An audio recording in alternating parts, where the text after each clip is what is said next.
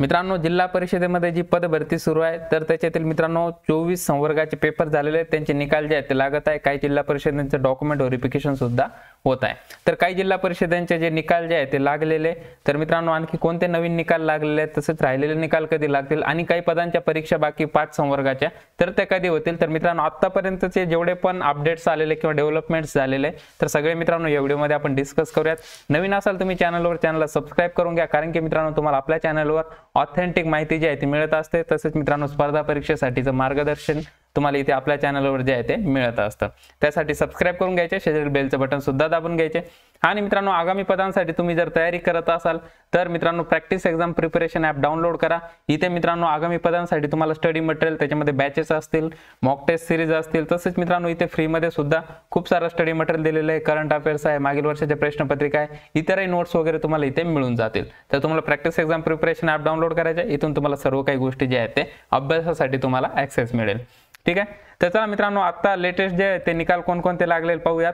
तर पहा मित्रांनो फार्मसी ऑफिसर म्हणजेच औषध निर्माण अधिकारी निकाल बाकी होता, तर निकाल जो होता लागलेला आहे। कोणकोणत्या जिल्हा परिषदेचा लागलेला आहे तो आपण पाहून घेऊयात। तर पहा मित्रांनो फार्मसी ऑफिसर मध्ये जिल्हा परिषद कोल्हापूरच्या फार्मसी ऑफिसर औषध निर्माण अधिकाऱ्याचा निकाल जो आहे तो लागलेला आहे। त्याच्यानंतर आणखी कोणत्या जिल्हा परिषदेचा लागलेला आहे, तर पहा मित्रांनो जिल्हा परिषद यवतमाळचा निकाल लागलेला आहे। त्याच्यानंतर जिल्हा परिषद सांगलीचा निकाल लागलेला आहे, फार्मसी ऑफिसरचं बोलतोय। त्यानंतर जिल्हा परिषद लातूरचा निकाल लागलेला आहे। त्यानंतर मित्रांनो जिल्हा परिषद नांदेडचा निकाल जो आहे तो लागलेला आहे। आता मित्रांनो राहिलेले जे जिल्हा परिषद आहे ज्याच्यामध्ये फार्मसी ऑफिसर जे पद आहे तर मित्रांनो तर त्यांचे निकाल 1-2 दिवसांमध्ये येऊन जाईल असे मित्रांनो झेडपी कडून जे आहे ते कन्फर्म अपडेट आहे। तर ते बाकीचे निकाल सुद्धा जे आहेत ते लागून जातील। आणि मित्रांनो अगोदर जे पदांचे निकाल लागलेले तर त्याच्यामध्ये बरेचसे पद जे आहेत ते राहिले, जसं की विस्तार अधिकारी कृषी बीडचा निकाल बाकी होता। आणखी मित्रांनो लॅब टेक्निशियन नाशिकचा निकाल जो आहे तो बाकी आहे, तो अद्यापही लागलेला नाहीये। तर मित्रांनो तो देखील प्रोसेसमध्ये, तो देखील लवकर लागणार आहे अशी माहिती मिळते आहे। त्याच्यानंतर आणखी मित्रांनो कनिष्ठ सहाय्यक पालघर त्याचा एक निकाल बाकी आहे, पुण्याचा एक बाकी आहे। आणि आणखी मित्रांनो 1-2 निकाल जे आहेत ते बाकी आहे आतापर्यंत लागलेल्या निकालापैकी। आणि फार्मसी ऑफिसरचा मित्रांनो आता लागत आहे एक निकाल। मित्रांनो जसे जसे येतील तसे तुम्हाला आपल्या टेलिग्राम चॅनलवर, टेलिग्राम ग्रुपवर जे आहे ते पाहायला मिळतील। त्याच्यामुळे टेलिग्राम चॅनल ग्रुप वगैरे जॉईन करून घ्या, इथून तुम्हाला सगळी माहिती जी आहे ते मिळेल। तसंच खाली डिस्क्रिप्शन बॉक्समध्ये तुम्हाला तुमच्या जिल्हा परिषदेची वेबसाईटची लिंक दिलेली आहे, तर मित्रांनो त्यावर तुम्ही क्लिक करायचं आहे आणि चेक करत राहायचं आहे, तिथे देखील तुमचा निकाल जो आहे तो मिळून जाईल। आणि इथून पुढची प्रक्रिया वगैरे कशी होते आता मित्रांनो एक निकाल आपण पाहूयात।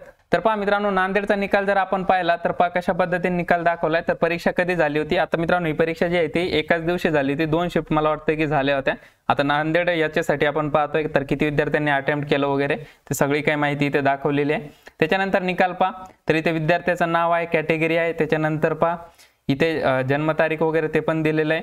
त्याच्यानंतर किती मार्क्स मिळाले ते दाखवलंय। तर हायेस्ट पहा इथे किती 162 आहे, त्याच्यानंतर 160, 158 असे। आणि हे विषयानुसार जे आहे तुमचे मार्क्स दिलेले आहे 5 विषयाचे, 5 विषय होते, याच्यामध्ये 4 जे आहे ते नॉन टेक्निकल आणि 1 टेक्निकल म्हणजे औषध निर्माण अधिकारीचा जो फार्मासिस्टचा जो तांत्रिक विषय होता तर त्या विषयासंदर्भात। ठीक आहे, आणि इथे हायेस्ट क्वालिफिकेशन सुद्धा दिलेलं आहे। याच्यावरून मित्रांनो तुम्ही तुमचे मार्क्स पहा, किती मार्क्स पडले खाली कमेंटमध्ये टाका। आणि मित्रांनो याच्यावरून तुम्ही अंदाज लावू शकता की आपलं काम जे आहे ते होईल की नाही, याच्यावरून अंदाज लावू शकता। वॅकन्सी मॅट्रिक्स पाहायचा, निकाल पाहायचा, मार्क्स पाहायचे आणि तुम्हाला मित्रांनो इथून जे आहे ते लगेच कळून जाईल, कारण की डिसेंडिंग ऑर्डरमध्ये जे आहे ते मार्क्स दिलेले आहे। असेच मित्रांनो बाकी सगळ्या जिल्हा परिषदेचे निकाल जे आहे किंवा बाकीच्या पदांचे निकाल जे आहे तुम्ही पाहू शकतात।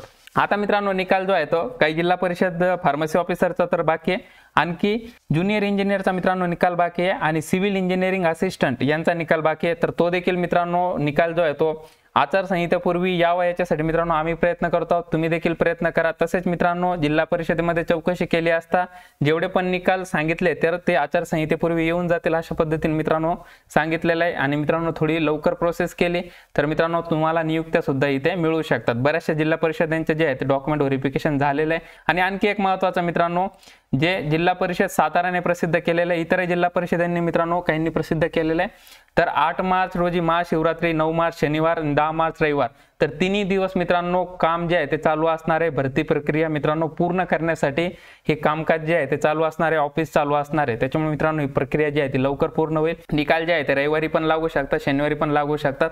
आज देखील मित्रांनो निकाल जे आहे ते लागलेले आहे। त्याच्यामुळे तुम्ही मित्रांनो तयार राहा, अपडेट चेक करत राहा। तुम्हाला जे आहे ते जास्त वेळ एखाद्या वेळेस मिळणार नाही डॉक्युमेंट व्हेरिफिकेशनला, तुम्हाला आदल्या दिवशी कळवलं जाईल उद्या डॉक्युमेंट व्हेरिफिकेशन आज सुद्धा असू शकतं।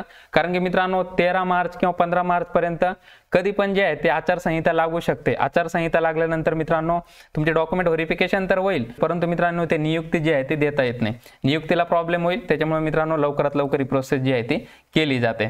आता राहिलेले निकाल जे आहेत ते देखील लवकरात लवकर येऊन जाईल। आता मित्रांनो राहिला प्रश्न, ज्या पदांच्या परीक्षा राहिलेल्या आहेत, पेपर राहिलेले आहेत, तर ते आरोग्य सेवक असेल, ग्रामसेवक असेल, त्यानंतर मित्रांनो आरोग्य सेविका आणि काही पर्यवेक्षिका, पेसामधले जे आहे ते पर्यवेक्षिका तर ते बाकी आहे।